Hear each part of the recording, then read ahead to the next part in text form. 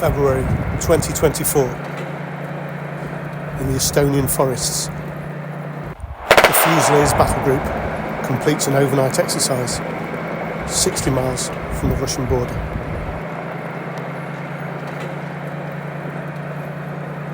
They were right on the edge of that threat, and it's quite a tough place to be in.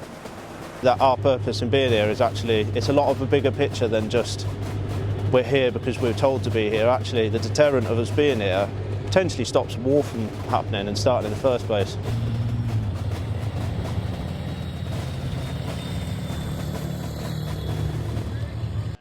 This is very much an operational theatre that is live, where there is a threat. It may not be a kinetic threat, it may not be the physical threat that we've experienced in other operational theatres recently, but the threat is there and it is progressing. And we've got an operational focus as part of the Estonian National Military Defence Plan and our work with the Estonian Brigade. We're integral to the defence of Estonia. It feels like a road to war, although clearly we're not at that stage at this moment in time, but it could be a mark in history of Cabrit 13 that it is a road to war, and it is the start of the Russians coming over the border. The thing of being out here is that this very much is a real threat. There are Russian troops just over the border. We get regular Russian EW assets up in the sky, listening to what was going on and seeing what was going on. I'm literally planning to help the battle group fight what's over there. So it's a real deal and it's extremely important. Don't take it lightly.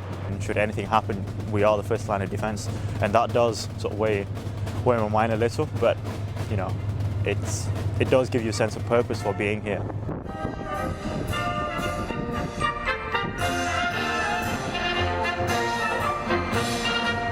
Especially with the Freedom Parade happening in Estonia in the last week,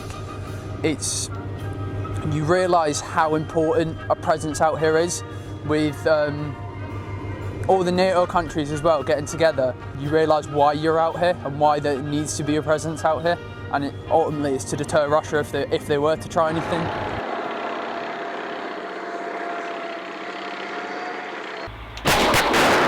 But the thing that really is the difference is the strength that we have from that multinational element. Bringing in the French, they have capabilities and strengths that we don't have in the battle group. They offset some of our weaknesses, and likewise we offset some of theirs. So we're genuinely stronger because of their presence within the battle group. The French have their own mortars out here, integral mortars, so they've got 81 as well.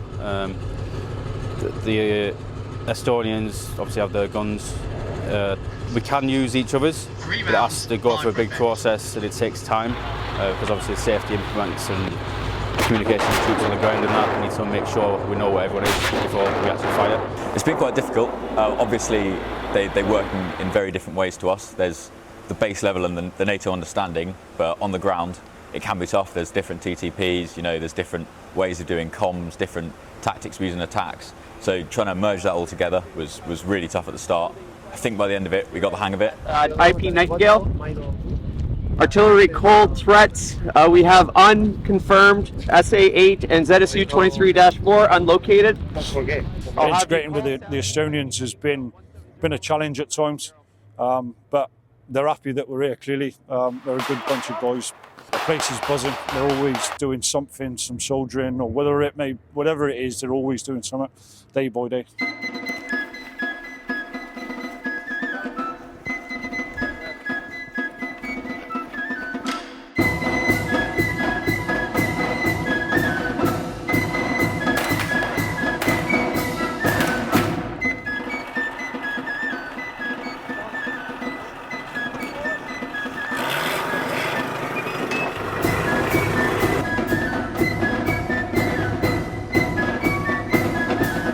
The battalion obviously is not a winterised unit, you know, we're just a regular armoured infantry battalion.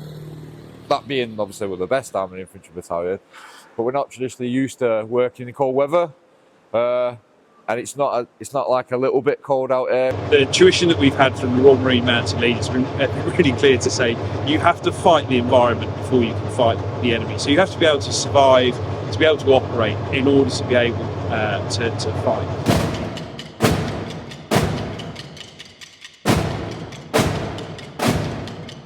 It's one of the most demanding operating environments that I've ever worked in. I think this is entirely different when you're cold to the bone for upwards of 10 days and yeah, no real means of getting warm except sitting on the louvers with the other lads trying to keep your feet warm. But yeah, no, it's been a lot of lessons been learned. But I think at the lowest level, the most important ones just of how to survive. When it got to sort of winter camp and dropping down to sort of the -20s, everyone's just sort of gathered round and everyone's looking after each other. So you're not alone at any time.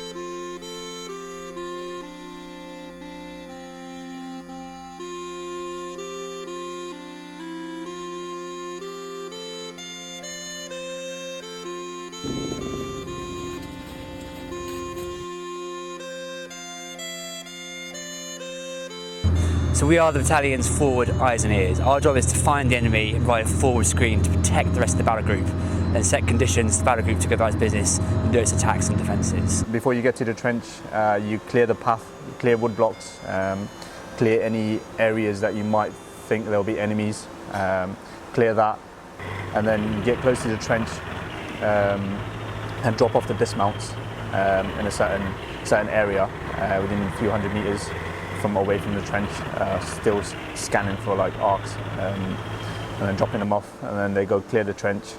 At some points, you would have like you'd have like good eyes on the enemy, so that's where you just get placed on top of the trench.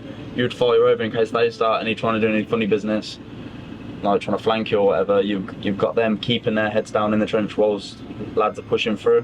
Which was quite good. We had dismounted into a trench, so we're firing out of trenches, which was quite a good experience. I've not fired out of a trench before.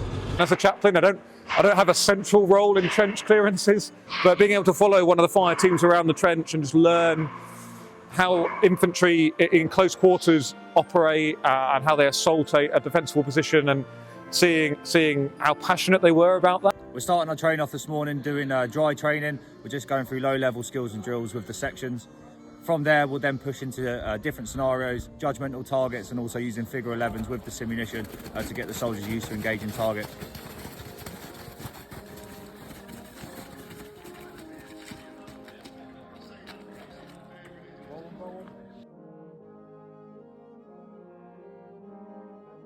I am trusted to go out and stay a tactical bomb behind the leading call signs, so I can give them the ability to talk back to battle group headquarters. So it was interesting to go out there and sort of think for myself and where I could be tactically best usable for both forward call signs and the battle group main.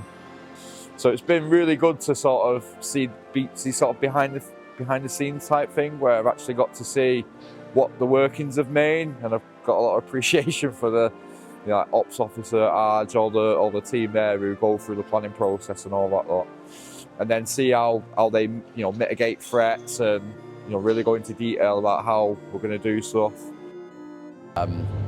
Yeah, seeing other armies operate is quite interesting because they do a lot of things very differently. I think we're really lucky with our trust in the NCOs and the NCO's confidence. Trusting a Lance Corporal. In my platoon, I've got a Lance Corporal vehicle commander who's got an anti-tank detachment in the back of it, who'll go 2-3k away from the rest of the platoon, execute my intent, and there's no questions or no issues, and does exactly as is expected and asked of him. And if in doubt, he'll do something rather than nothing. I think with the other armies, it seems like it's a lot more directed and more less free thinking at a lower level. So I think that's something we do really well. Like the dark nights is probably, we had 4 to 5 hours at most across the winter of daylight hours. So it's keeping an eye on each other and making sure everyone's good to go. But they've also got stuff to think about back home. Obviously the wives and families back in Tidworth or wherever they may be located, I suppose it is hard for them as well. So you've obviously got to deal with the stresses and strains back in the UK or wherever that individual may live. But then also there's a lot going on out here, so they're dealing with it double in a way.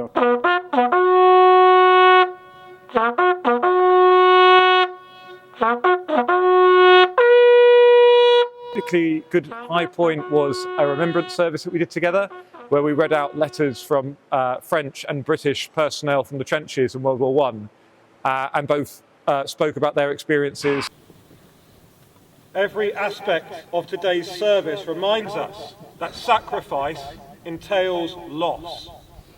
That in seeking to safeguard that which is worth protecting, we must be willing to make sacrifices, to accept loss.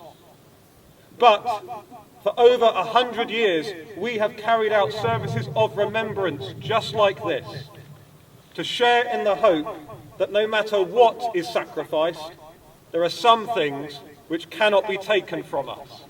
We call that belief hope.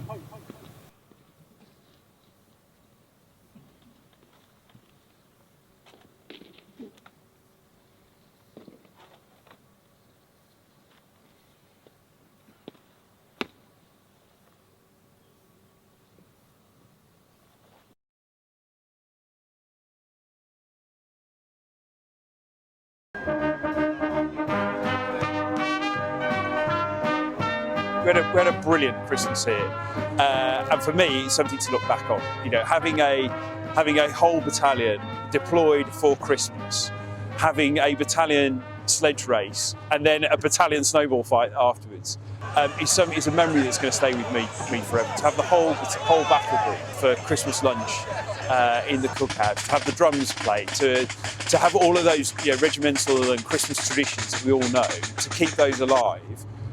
Is really special.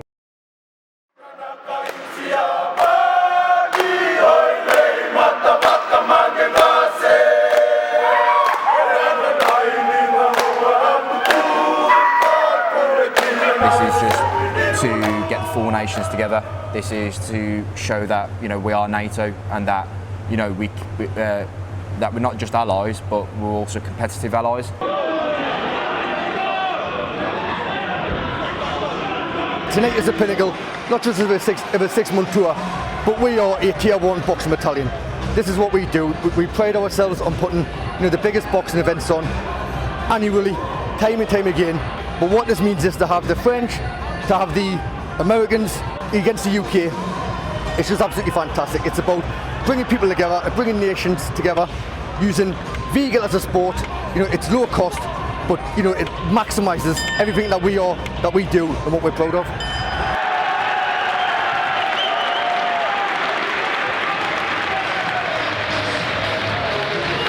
For a split decision.